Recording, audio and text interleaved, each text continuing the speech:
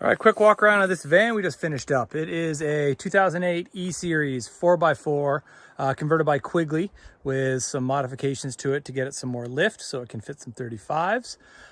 We did mostly accessories and then fix a bunch of stuff that was done very poorly by a previous conversion company. So starting from the front, luminous front bumper, wired in some Hella fogs on a separate switch, as well as some Hella driving lights that go on with the headlamps. So you have one less switch to hit and it automatically turns to daylight. Working around the side to the back, he's got a Thule box with a safari rack on top and a Fiamma awning, and a luminous ladder, and a luminous rear tire with, a luminous rear bumper with the rear tire carrier, swing out, and box, as well as the bike rack mounts for a one-up bike rack. And then we also installed these reverse lamps here, and then they're wired into the factory reverse lamps, so they all go on at the same time. On the inside, we did our Goal Zero system with a separate 12-volt fuse block, so you can power a heater and a bunch of other stuff. Sorry, I'm trying to get this.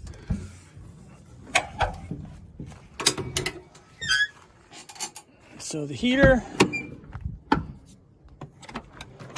is mounted right here, and then it gets plumbed up to a bamboo box we made up front. But then looking underneath, nice and tidy and clean, that's the exhaust. And then we plumbed the fuel line directly into the fuel tank, so you have single source fueling.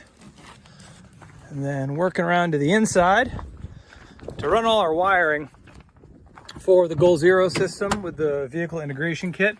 We had to pull off all these panels, and when we pulled them off, we noticed some really ugly work that was done by a previous company.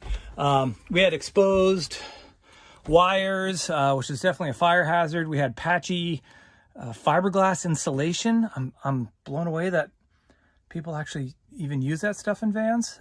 So we fixed all that, made all the wiring safe, and then dropped in the Goal Zero, which is a Yeti 3000X, connected that to the alternator, and then ran our Blue Sea marine grade fuse box so it can run all of the 12-volt accessories in the back.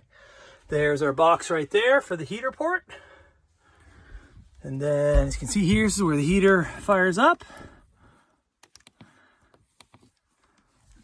And then up front, we did some nice little switching for the lights. And that was about it on this one. It's an awesome van. Glad to get it in and fix all the things for this family that was going to cause them some problems in the long run. It's scary seeing some of the wiring jobs that are out there. It's definitely the Achilles heel of a lot of converters. So make sure you do the best possible work. We follow all marine grade standards when we do all of our wiring. We also solder it, heat shrink it, and crimp it, so it's bomb proof. But yeah, great looking van. Thanks.